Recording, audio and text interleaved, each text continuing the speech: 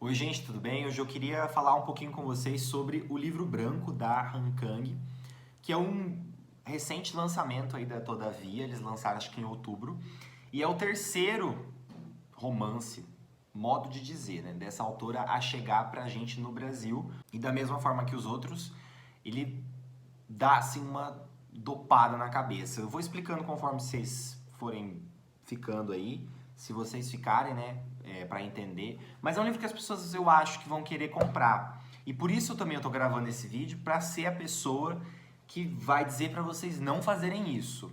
Pelo menos não antes de entender o que está acontecendo aqui. Porque eu que li não entendi. E talvez seja porque eu li em um dia, e aí se você tiver esse mesmo plano, não faça isso. O meu conselho é para você fazer assim: dá uma pesquisada antes e verifique a quantas anda o seu nível hormonal. Mas é um livro bem pesado. E pesado de uma forma como eu nunca tinha visto antes, porque a gente associa livro pesado com um livro que tem muito acontecimento, muita violência ou muita coisa desagradável. Esse livro é desagradável sem que aconteça nada dentro dele. Existe um fato que aconteceu com a mãe da autora, que é o seguinte: ela teve uma filha prematura, nasceu com 7 meses de idade e faleceu 2 horas depois do nascimento. E aí isso é meio que não é nem o foco do livro, tá? O foco é o branco mesmo. Vocês acham que o livro chama o livro branco, talvez eu imagino, né? Eu achava que era isso, tipo uma alegoria medicinal ou por causa do ambiente. Não, é porque realmente é um livro onde ela se dedica a falar da cor branca. E o assunto é esse. Então você vai passar 150 páginas lendo sobre luzes, lenço de bolso, pássaros, vapor da boca, cortinas, lua. Então não é brincadeira, são capítulos de mais ou menos aí uma página. Quando muito passam disso, chega a 2 e são instantes. É um livro sobre aqueles momentos. Pensa assim, ó, sabe a sua playlist do Spotify de 10 horas? Ela não é as músicas que estão nela, esse livro, né? Não é as músicas que estão na sua playlist. Ele é aquele momento entre uma música e outra que daí fica um silêncio. E aí começa a próxima música. Então, é um livro que é um anti-livro. Eu nunca tinha visto nada parecido. E eu acho que vocês também não viram e talvez não estejam interessados em ver. Vejam bem se esse livro é do gosto de vocês antes de comprar. Então, a autora começa fazendo uma lista de coisas brancas. E daí, antes que você ria e tal, o branco, na cultura coreana, é a cor do luto. E para muitas outras culturas orientais também. Só que a gente não sabe disso e pra gente a cor preta é a cor do luto. Então, é um conceito cultural que daí você pode pensar, é só uma questão de cor. Não é, porque ele fala de luz mesmo, mas da luz como se fosse uma coisa, como se fosse o tratamento da dor, sabe? Como se a luz fosse a tristeza. Esse é um livro sobre tristeza, mas não aquela que a gente tem no desespero, que daí acontece alguma coisa, a gente grita, chora, fica com raiva, não é nada disso. É aquela tristeza que vem quando você tá quieto, sentado em casa, sem nada pra fazer, não tem nada acontecendo com você, mas você simplesmente não se sente bem. E é o sentimento, pelo menos, que permeou o livro pra mim. Então eu lia e eu ficava percebendo um vazio, sabe? Esse livro é um grande vácuo e não é, tipo, falta de talento ou conteúdo, é de propósito. Você vai lendo depois e fala, ela fez de caso pensado isso. Então você vai sentindo um vazio, um silêncio absurdo. E é engraçado porque o livro é composto de palavras, logo na nossa cabeça a gente vai ler ali, vai ter uma voz na nossa cabeça, né? Mas é como se não tivesse, sabe? É como se fosse realmente o eco, o oco das palavras ali falando com a gente. E vai criar um ambiente pesado mesmo, negativo. Porque ele vai falar de dor e daí morte e vida, né? O título original dele é branco, só branco, escrito assim em coreano. E tem 2 adjetivos na língua coreana para se referir à cor branca. Esse que a autora escolheu para intitular o livro, ele tem essa conotação de vida e morte. Então existe essa coisa da dualidade, luz e sombra. É um livro que finca ali muito na estética. É um livro muito limpo, assim, e frio. Mas não é um negativo que ataca. Por isso que eu acho que é um livro perigoso para as pessoas meio assim instáveis, porque é aquela tristeza mais invisível, é transparente. Não é um livro que você se emociona.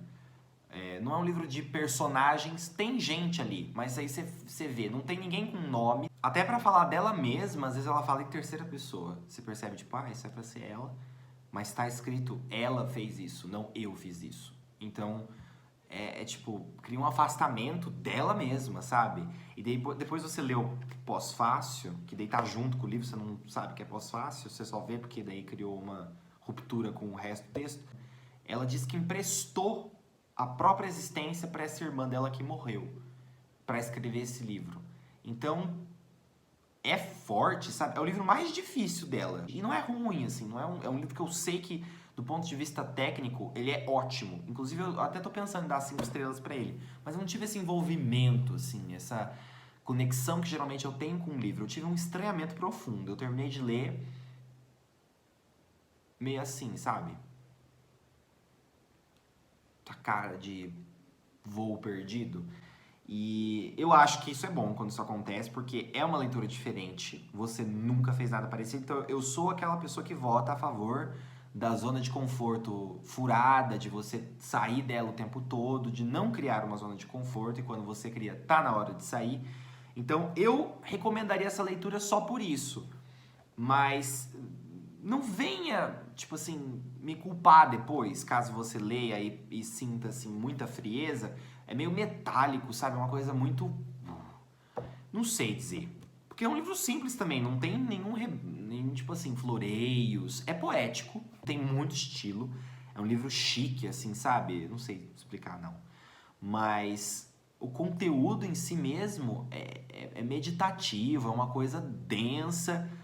Você precisa estar preparado, precisa que alguém te avise. Esse era o meu papel hoje. Vim aqui falar, gente, é um livro muito bom, mas não no conceito de livro bom que talvez você esteja acostumado, não no conceito de livro que você talvez esteja acostumado, principalmente se você está aí adepto a romances mais ocidentais, americanos então, que tem uma lógica de funcionamento totalmente avessa a dos romances orientais, sobretudo os coreanos, sul-coreanos, e até porque do norte não sai nada, e da Han Kang mesmo. Todos os livros da Han Kang são diferentes entre si. Ela escreve, parece, para um público diferente a cada vez, e todos têm um estilo próprio. Nenhum você consegue convencionar a um gênero, que nem a Vegetariana. É um livro bizarro, totalmente simbólico, e assim, agressivo às vezes, e sexual. Tem várias partes bem meio fetiche, meio não, completamente, né? Mas é símbolo puro aquilo e é aquele livro que não explica nada. Aí o Atos Humanos é realista, é violento e é político, histórico. Aconteceu o massacre de Gwangju, 1980, eu acho, e ela pegou aquilo e escreveu um livro ali com vários personagens, várias vozes, polifonia, vários capítulos, já fugiu totalmente da estrutura do outro e do tipo de livro que era mesmo. E daí no livro branco, eu não sei direito a cronologia, eu sei que a Vegetariana veio primeiro e depois, acho que o Atos Humanos foi o último, ou esse aqui, não sei dizer. Só sei que não tem nada a ver um com o outro, então essa coisa assim, eu queria ler Han Kang, por onde eu começo? Começa por qualquer um, só não esse, porque daí lá no fundinho fica aquela impressão de que, os outros devem ter alguma coisa de parecido. E esse aqui é tipo, sei lá, gostei dele, tá? Isso que é o mais engraçado. Eu tava pensando agora há pouco se eu tinha gostado ou não. Eu vou dizer que eu gosto da polidez estética dele, eu gosto da forma como ele aborda os temas, eu gosto das imagens que ele utiliza, da escrita delicada da autora e da forma como ele foi concebido, assim, tecnicamente falando, é um livro excelente, mas quanto à sensação, experiência objetiva, a minha foi fria e eu acho que isso obedece mesmo o que estava ali, não tinha como eu sentir outra coisa.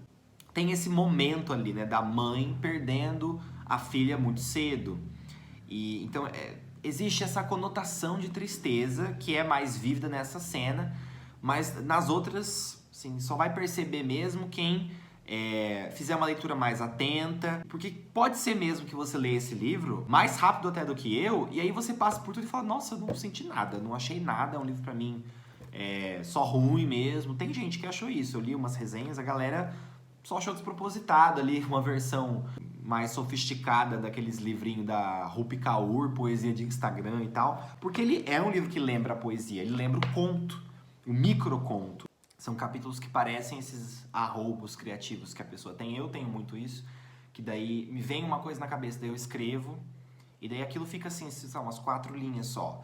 E daí sozinho aquilo você fala, bom, vai precisar de um contexto e tal. Aqui não tem contexto. Tem, você sabe, o contexto é esse que eu já te falei. A mãe dela perdeu a filha. E daí você vai acompanhar essas narrações, às vezes em terceira pessoa. Você não sabe se é dela mesma, ou da filha que morreu, ou da mãe. Às vezes eu ficava na dúvida e às vezes eu via que não fazia diferença. Mas é isso então, gente. Essa é a minha opinião meio difusa aí do livro branco. Eu recomendo, tá? Pode parecer que não, mas com tudo, eu recomendo.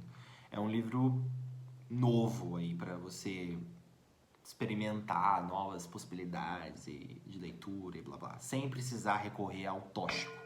Então, é isso, gente. Vou ficando por aqui hoje. Espero que você tenha gostado. Se sim, se inscreva aqui no canal, deixe o seu like, comenta aqui embaixo, que é muito importante para eu saber o que eu tô fazendo aqui. E compartilhe também com seus amigos e tal.